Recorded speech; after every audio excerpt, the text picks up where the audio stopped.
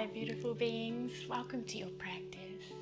So this practice is an old favorite of mine.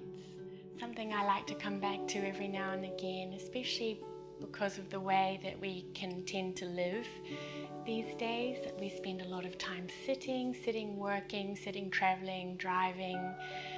So we're going to enjoy lengthening through the front of the body, which can often become short and tight from extended periods spent sitting, and strengthening through the back body so that we can support ourselves nicely.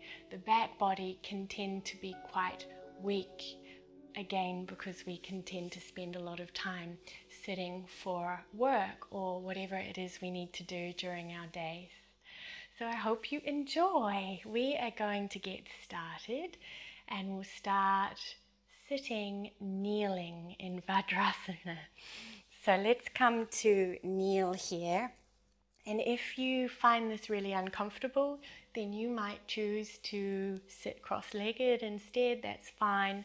Or you might take a block if you have one and just place it between the inner ankles and come and sit the pelvis, the hips back on that, and that can take a little bit of pressure off the feet and the knees like that.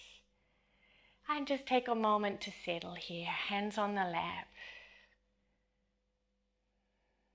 sensing into the connection of the lower body with the surface or the surfaces beneath you,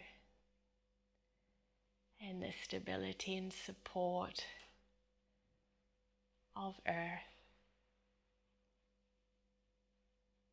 The lower body like a pedestal, which allows the spine to emerge effortlessly upward towards sky.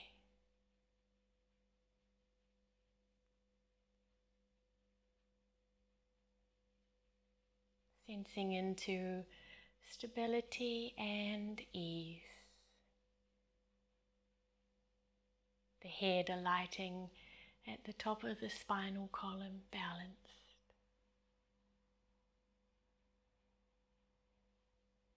And before we begin to move, just take a moment to remember what drew you to practice today.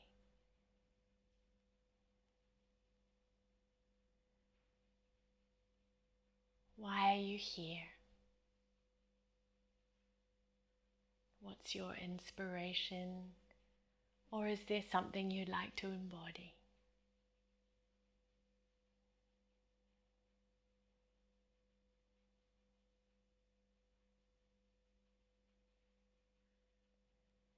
And if the eyes are closed, you might gently open them, and let's begin. Interlace the hands in front of you, reach the palms forward here. And as you reach the palms forward, we're going to tilt the pelvis back round through the spine and release the head and neck forward and down. And on your next in-breath, we'll sit tall and reach the arms up overhead, just sensing into that length through both sides of the waist. And on the out-breath, we'll release the interlace and reach the arms behind us, interlace the fingers, reach the knuckles down to begin with, as though the knuckles want to reach beyond the tail towards earth. And then find a little squeeze of the shoulder blades towards one another here, so you can feel an opening across the front of the chest. And keeping that, you might lift the hands a little bit away from the back of the pelvis. And then we'll let that go and reach the arms forward and up one more time. And on the exhale, turn to the right. Left hand to right knee and right fingertips just reaching back into the space behind you. Another easy breath here. And then we'll release and turn back forward. Let's do that one more time to the second side. So we'll interlace the hands the other way if you can remember. Turn the palms forward. Roll the pelvis back and round forward. Like a cat pose, back surface of the spine opening longer than the front surface of the spine. And then we'll sit tall and reach up, and maybe this time there's a little rock side to side, just a little lateral side bending movement.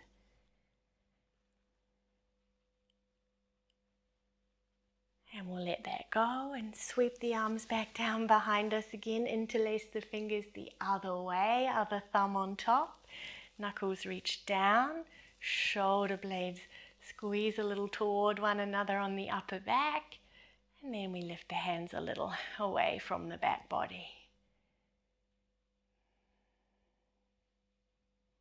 Let's let that go and release and reach the arms up one more time before we turn to the left this time. Right hand to left knee, left fingertips reaching back.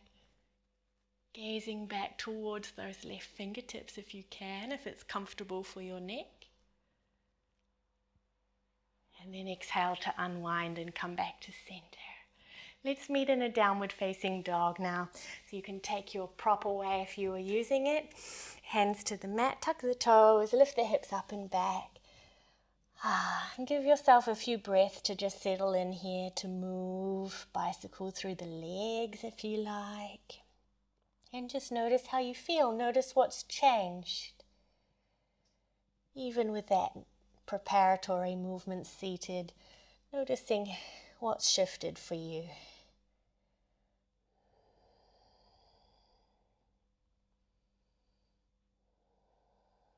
And then you might just come to downward dog in stillness for a moment, just for a breath.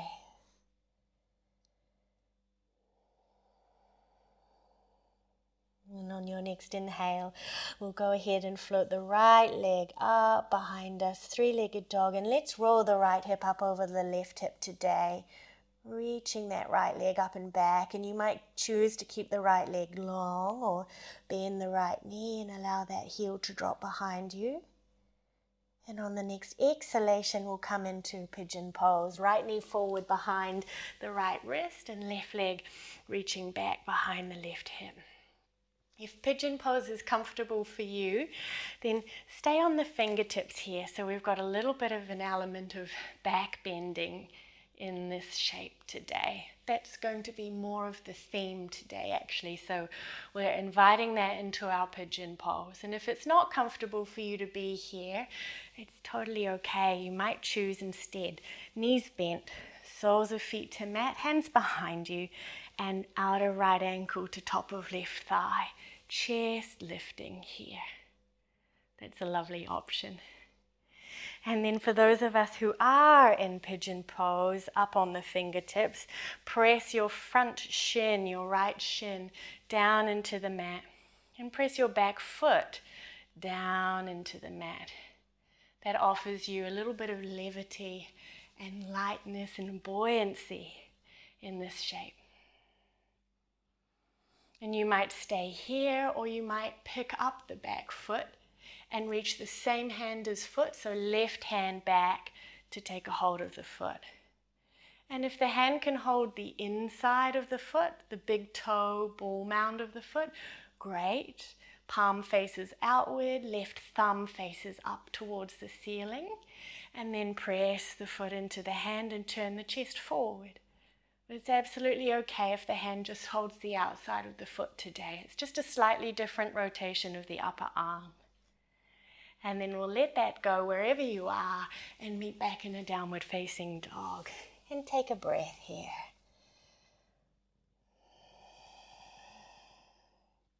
Let's play with second side, shall we? Left leg rises behind you.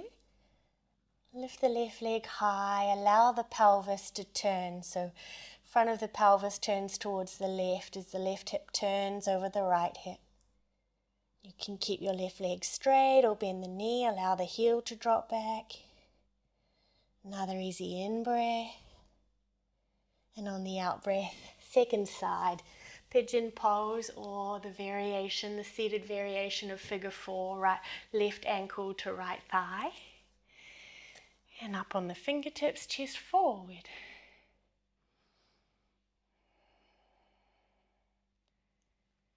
And so that there isn't that sort of heavy, collapsed, almost tamasic feeling, heavy, sticky, muddy feeling in this shape today, press the front shin and the back foot down.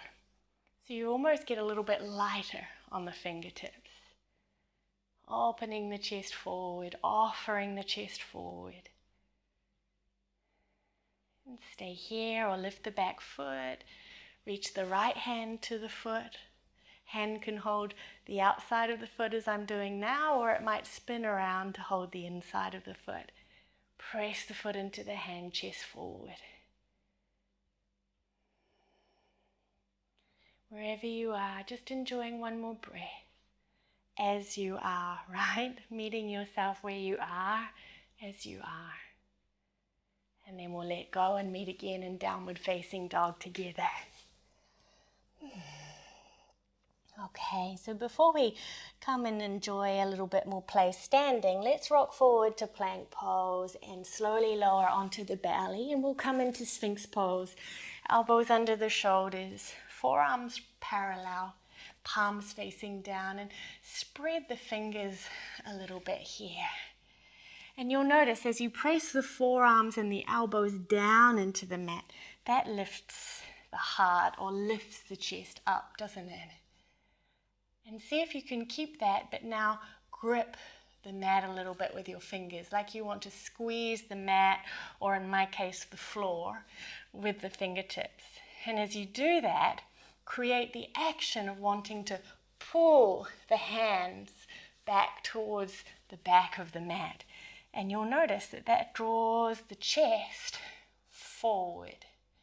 How does that change sensation for you in the shape? Observing the sensations, forearms pressing down, fingers gripping the mat and gently pulling back. One more in-breath. And on the out-breath, let's let that go, and we'll just take one locust pose, arms reaching alongside the body, fingertips reaching back, palms facing downward. And as you lift the front of the shoulders away from the mat, lift the chest and float the legs. Full breath here. Shalabhasana. Locust pose. This is real back body strength right here. And then as you exhale, we'll release and press back. Downward facing dog. Okay, we'll go ahead and step our right foot forward between the hands and come up into a crescent lunge, hands to the waist. If it's comfortable for your back knee today, bend the back knee a little, about halfway towards the mat.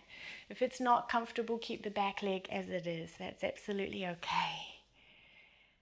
And then bring your attention to your back foot and feel as though the back foot wants to press the floor away or create an imprint into the floor. So press the back foot, the ball of the back foot down, and create the action of wanting to pull the back foot forward towards the top of the mat. And notice how that changes sensations for you through the back leg in particular. We'll keep that and interlace the hands, turn the palms forward, reach the arms up. Remember this. And then we'll release, interlace the hands. Remember which thumb's on top. Reach the knuckles down, squeeze the shoulder blades towards one another, and then lift the arms away from the back of the pelvis. And then we'll let that go, nearly there. Reach the arms forward and up. Take an in-breath.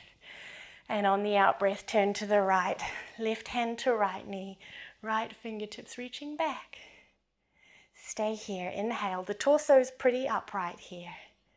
And then exhale, hands down and step back. Downward dog.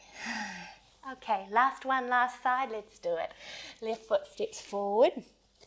Crescent lunge. Hands to the waist. Take a moment to arrive. Bend the back knee a little if that's comfortable for your back knee. Press the ball of the back foot down. Create the action of pulling the back foot forward.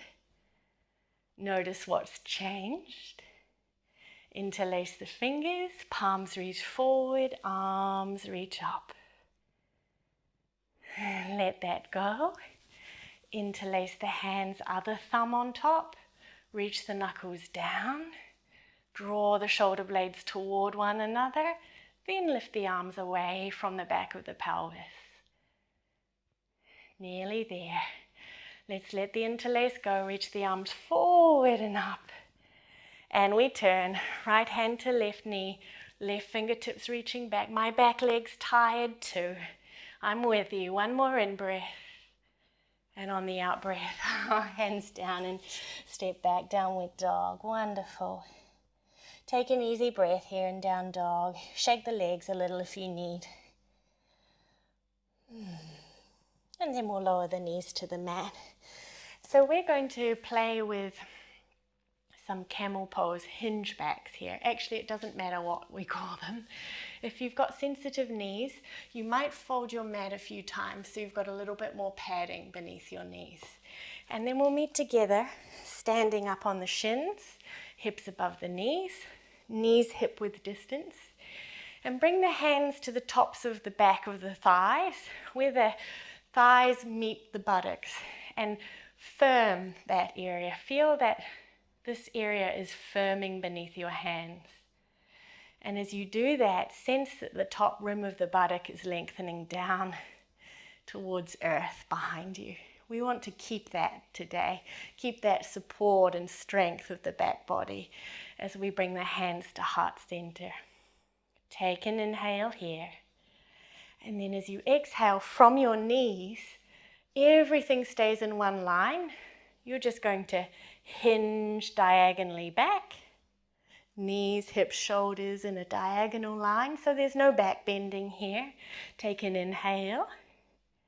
And as you exhale, press the mat away to lift up. Shall we do one more? Let's do one more. Take an in-breath at the top. Exhale, hinge back. Keep the buttocks firm. Stay here for the in-breath. Exhale, come back upright. We'll do one more with the option to release the hands into camel pose if you'd like to. So inhale at the top. Exhale, hinge back, that lovely diagonal line, quadriceps really working hard here. You might stay here, breathe, come back up when you're ready, or if you like, release the hands down and back to the heels. Press the front of the pelvis forward, lift the chest, and you're in Ustrasana, Camel Pose. You're welcome to release the head and neck back if that's comfortable for you. And whenever you're ready to come out, see if you can come out symmetrically using a little bit more strength by pressing the mat away through the shins and the feet, lifting up. And sit the hips down on the heels into Vajrasana. And you might bring one hand on top of the other, on top of the heart, and just feel the heart beating.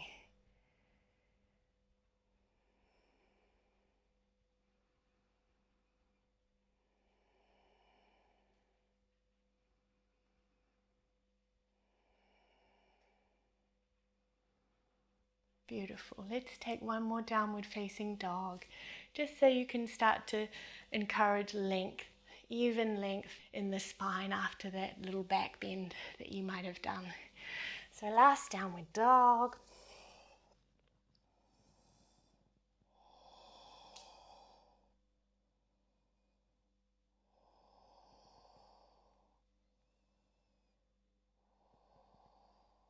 And as you're ready, we'll lower the knees to the mat, hips to heels, and come into child's pose. I'm going to bend the elbows, stack the hands today, and rest the forehead, but you might choose to reach the arms forward or back alongside the legs. And just have a sense now of the front body after the focus of opening and lengthening, closing in upon itself. Feeling the movement of the breath in the body in this gentle forward flexion, forward fold, turning inward and noticing what's changed.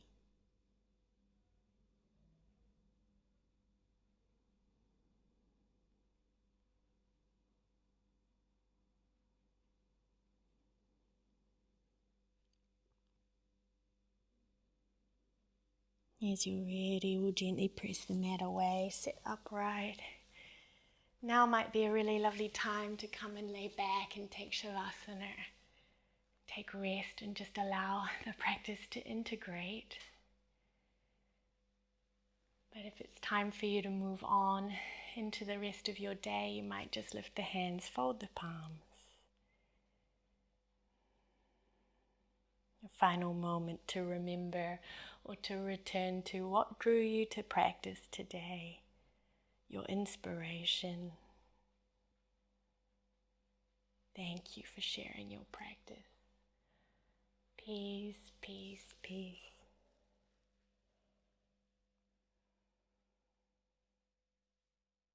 Thanks for practicing all the way to the end.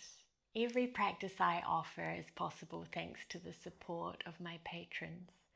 So if you'd like to continue to support me as well as access full-length practices, meditations and pranayama, then sign up on Patreon. Thanks.